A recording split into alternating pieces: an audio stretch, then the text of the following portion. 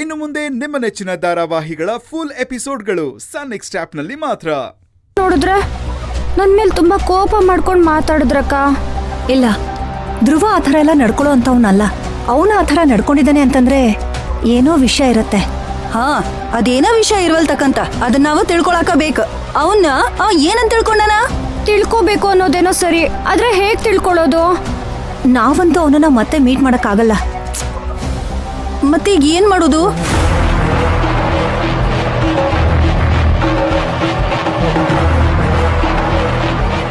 ಹಾ ಅಕ್ಕ, ಹೀಗ್ ಮಾಡಿದ್ರೆಗೆ ಹೆಂಗ? ನಾವು ಹೋಗಿ ಧ್ರುವ ಅವ್ರ ಹತ್ರ ಮಾತಾಡೋದೇ ಬೇಡ, ಪುಷ್ಪಕ್ ಸರಿ ಮಾತಾಡ್ಲಿ. ಪುಷ್ಪಕ್ ಸರ? ಹಾ ಹೌದು, ಇದಕ್ ಅವ್ರ ಬರಬ್ರು ನೋಡ. ಏನ್ ಸರಿ? ಯಾರ್ ಸರಿ ಎಂದಿದ್ದು?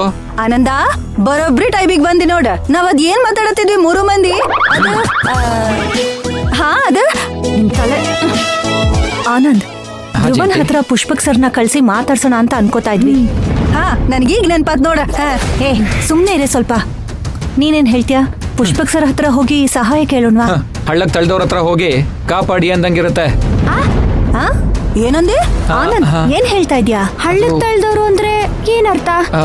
ಅಂದ್ರೆ ಮಮ್ಮ ಜಯಂತಿ, ನಾನ್ ಹೇಳಕ್ ಬಂದಿದ್ದೇನಂದ್ರೆ, ಅವತ್ ಬಾಲರಾಜ್ ಅಷ್ಟೆಲ್ಲ ಎಗರಾಡಿದ್ರು ನಮ್ ಪುಷ್ಪಕ್ ಸರ್ ಕೈಲಿ ಏನು ಮಾಡಕ್ಕಾಗ್ಲಿಲ್ಲ. ಅಂತದ್ರಲ್ಲಿ ನಮ್ ಧ್ರುವ ಮತ್ತೆ ಕೆಲ್ಸಕ್ ಬಂದ್ರೆ ಅವ್ನ್ಗೆ ಕೊಡ್ಬಾರ್ ಟಾರ್ಚರ್ ಕೊಟ್ಟು ಮತ್ತೆ ಕಳಿಸ್ತಾರೆ. ಅಷ್ಟಕ್ಕೂ ಮೀರಿ ಈಗ ನಮ್ ಧ್ರುವ ಯಾರ್ ಮಾತ್ನು ಕೇಳೋ ಪರಿಸ್ಥಿತಿಲಿ ಇಲ್ವಲ್ಲ, ಅದಕ್ಕೆ ಹಾಗಂದೆ ಅಷ್ಟೇ.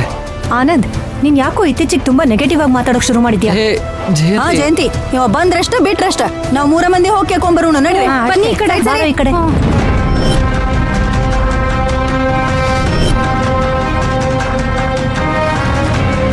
ಹೇ ಧ್ರುವ, ನನಗೆಲ್ಲ ಗೊತ್ತಿದ್ರು ಯಾರ ಮುಂದೆನೂ ಏನು ಬಾಯ್ ಬಿಡಕ್ಕಾಗ್ದಿರೋಂತ ಪರಿಸ್ಥಿತಿಗೆ ತಂದ್ಬಿಟ್ಟಲ್ಲೋ.